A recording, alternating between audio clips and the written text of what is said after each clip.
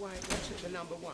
Yep. Just before that, there's the ticket office. Ticket booth. What time is it now?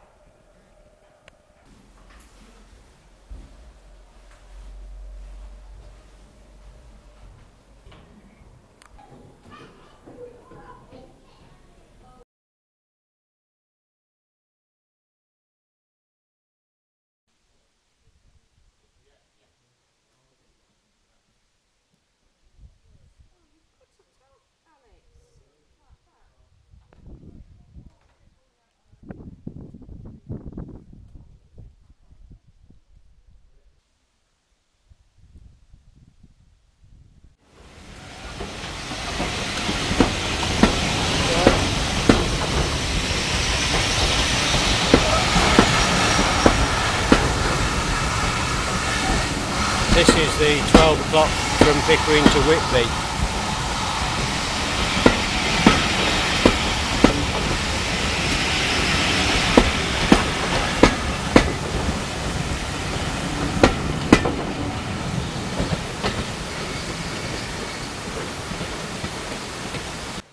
Right, so we're now approaching Bridge 30, which is the one that nearly closed the railway 2 years ago. This is the new bridge, and it was done over the winter from January to March in 2010. But we can have a closer look at it as we get nearer up to it. That's Grosmont in the distance and Goathland behind us. Jim, what would it have looked like before? What was the old bridge when it was here? Well, you saw the bridges at Goathland station a while back with the oval pieces to them. That were part of the load-bearing structure for the bridge. They were very much similar to that, and other versions still exist down the branch from Grosmont onto Whitby, because this was the main line to Whitby, so everything was built at the same time. So this is obviously a very modern looking structure here. Was there any thought process that you would have put something that would have been, you know, heritage-wise would have looked similar to what was taken out? Lots of thought went into this subject, and also retaining the original structure. It was a very complex structure because over the years the weights of trains have increased quite dramatically from something that was not more than horse-drawn vehicles to the modern day with big engines. So the bridge had to be strengthened in different ways. But there'd also been, over its 100-year life here, quite a lot of deterioration, and so it was rusting away, and various parts of it had to be pinned up. And then we are in a very remote place, there's no road access here, and in order to maintain this it was going to be ongoing work. Our forebears built bridges, and they used lead-based paints, which of course now we don't use. It would be peeling off and going into rivers. The National River Authority, the National Park wouldn't be happy with that either. We'd have to come back here, we'd have to put up scaffolding each time, and that takes time and a lot of money to erect. And for all those reasons it was felt that it was better in this case to replace this. We are a heritage railway as a charity, and that is what we try to do if we possibly can. In this instance, the best way of dealing with it was the modern way. So here we have a modern railway bridge which is made up of two basic parts. One, a steel box underneath, which we will see in a bit. Two, concrete troughing, which is U-shaped with walkways on the side, so it's U-shaped with the sides to it. There are 26 of those that make up that U-shape. This operationally is better for the railway because you can have the track then in any position. Obviously wider bridges it's better for, more so than this, but the same rules apply.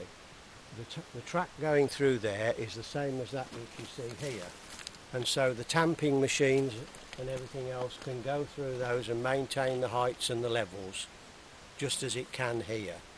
And that's the other advantage of having that type of bridge, which was started off by BR, British Railways as it was, and then is continued today by Network Rail, the same sort of system. And the handrails are on, and there's a plaque on the corner here about the opening of it, which was unveiled in April last year at a ceremony at which I attended. So in terms of maintenance, you can almost forget this bridge now. Yes. Compared to all the other bridges you're having to work on. The bridges all have an annual inspection as part of the operating rules for all railways, and we are no different. And it was the annual maintenance of the bridges which brought the problem to light in the first place. The civil engineer Nigel Trotter has been concerned about this bridge for quite a long time, and we were faced with a situation where no bridge would mean no railway. That's what we were up against. And the railway now forms a significant part of the activities for tourists and financial activities in the area, and so we had to do this because lots of businesses in the area would have suffered. Shops, cafes, catering, hotels, other transport links, the buses, and bed and breakfast places all around. We now have over 300,000 visitors a year to this railway. It's known throughout the world, and it's reputed now to be the busiest of all the heritage railways in the world. And having done the Bridge and Wheels appeal myself to raise the money for this bridge, I've seen letters from people from all around the world sending in donations for it. Fantastic. Which was quite tear-jerking. Yeah. Including some from people who'd lost their husband or wife who had come here every year just to see what the changes were. Collections from funerals. It's been a terrific response. Plus the response from North Yorkshire County Council and the National Park through Yorkshire Forward and the Leader Project.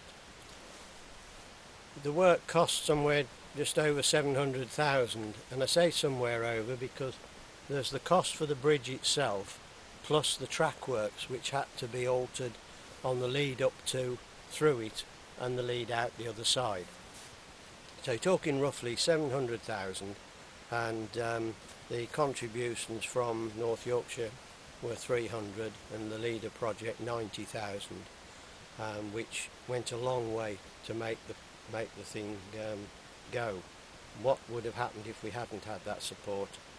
I don't know. We probably have had to have loans. Up to now we've raised over £750,000. The Bridge and Wheels appeal is still running. The wheels part is for one of our locomotives, the standard tank locomotive, which is life expired again after 10 years and needs a lot of repairs to it. Estimated to cost somewhere like 350,000. So there's a lot of cost. Railways are expensive, but they are taken for granted as well when you want to use them. Let's go and have a closer look. Right, come this way. It's for the passengers of the railway, showing them that they're at Bridge 30, and Construction Marine Limited are really friends of the railway. Why do we use them? Because Construction Marine are an accepted engineering company within the Network Rail's requirements. So we are maintaining UK railway standards by using a firm who are reputed for working on the network. They're currently working on the roof of York Station, I noticed. But that saves us and our management having to trawl through to make sure that the people we want to use comply. And it was the same for the bridge structure underneath, which we'll see in a minute, which was built in South Wales. They make structures for the big railway as well, and that was one thing we're able to do with friends up and down, make use of the big railways contractors to come along. They came in here towards the end of 2009 and set up the camp just up the way where we were, and they came into the area after the Santa trains and the New Year trains had run, and on January the 4th 2010 the track was taken up in some pretty horrific weather. It was snowing, yeah. And they started the work removing the bridge. Another volunteer worked for a firm who have big cranes that work on the railway. It was due for its annual maintenance. It came here, he worked on it on days when it wasn't required. But on the, I think it was the 20th of February, at 12:58, it lifted up this great structure underneath, down there, and with its jib out in front of it, came up and dropped it in place, and at 13:08 it was in place. Wow. And that was the type of research and timings that had gone into making this project viable. And so on the 26th of March the railway reopened on its proper date. Brilliant. And the first train ran over it. The bridge hadn't been rebuilt. I mean, what kind of effect do you think if the railways had stopped on the communities further north than here? Well, I can remember us discussing this in the board meeting in 2009, and if I'd said to you we found it impossible to really know what the overall effects would be upon our railway and our charity, it would have been dramatic. There's no doubt about that. Would people have travelled from Pickering to Goathland? Yes, I suppose we could have done that, but by this time we were running to Whitby, and we run daily to Whitby in the season, and we can take somewhere the order of 1,500 people a day into Whitby. All that would have been lost, and also the ability of people from Whitby area to come out into the moors. And the great thing that this bridge does is it helps with the national park, and this is a beauty hotspot at Goathland.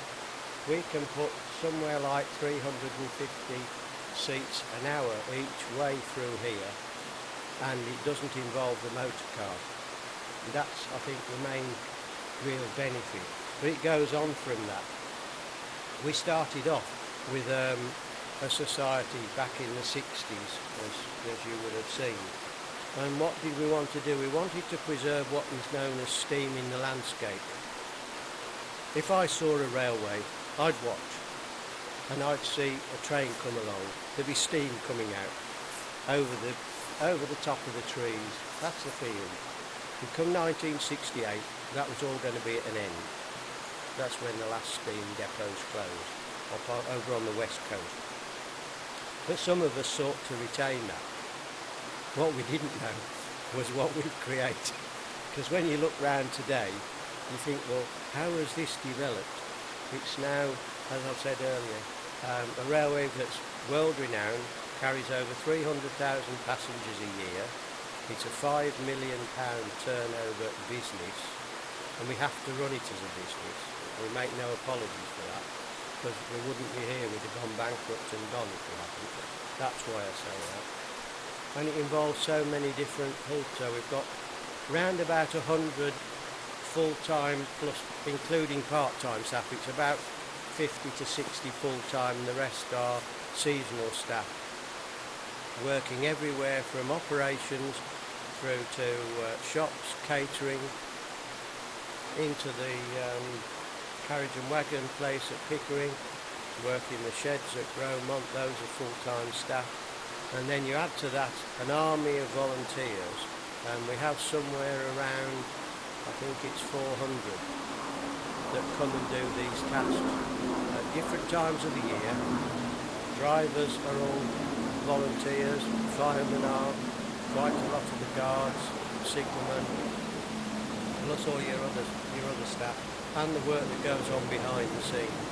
And the truth is that the railway has grown much faster than we can actually cope with. We desperately need more volunteers. I want to see people from around this area really come and see what they have got on their doorstep, because I guess that a lot of people just don't know what's here. So here we are now underneath, and you can see the main girder, which was brought by rail from South Wales. My old firm did this, and it was moved in by the crane, as I told you earlier. Then on top of it are placed the concrete sections which you can pick out to form that U-shaped structure, and that sits on top of it, so the whole of that girder now bears the weight.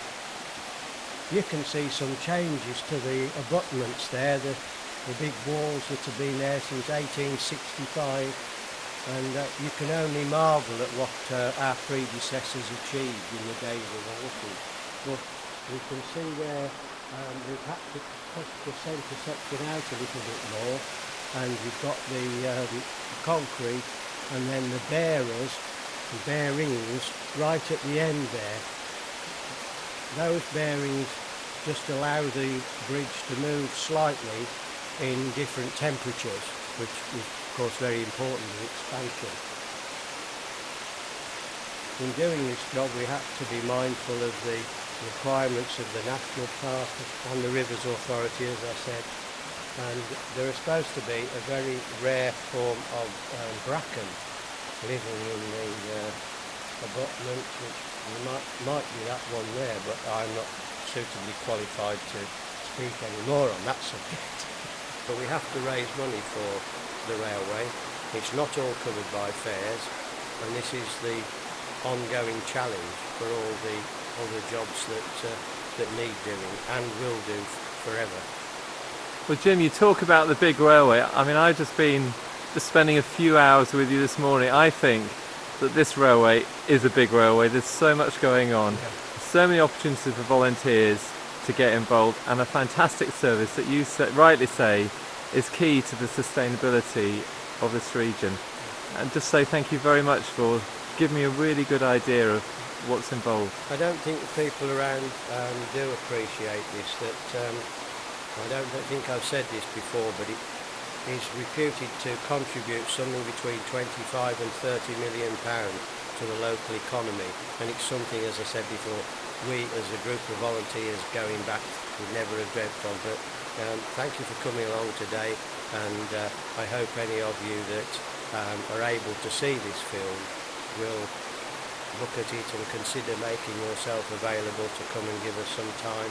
It need only be one day a week, one weekend a month, however it suits you, but you can enjoy yourself. Well, I've had a really warm welcome from everyone I've met today, and I'm sure that's true of the experience of volunteers, so I hope people watching this will take up your offer. Thanks very much, Jim. Thank you very much, Gary.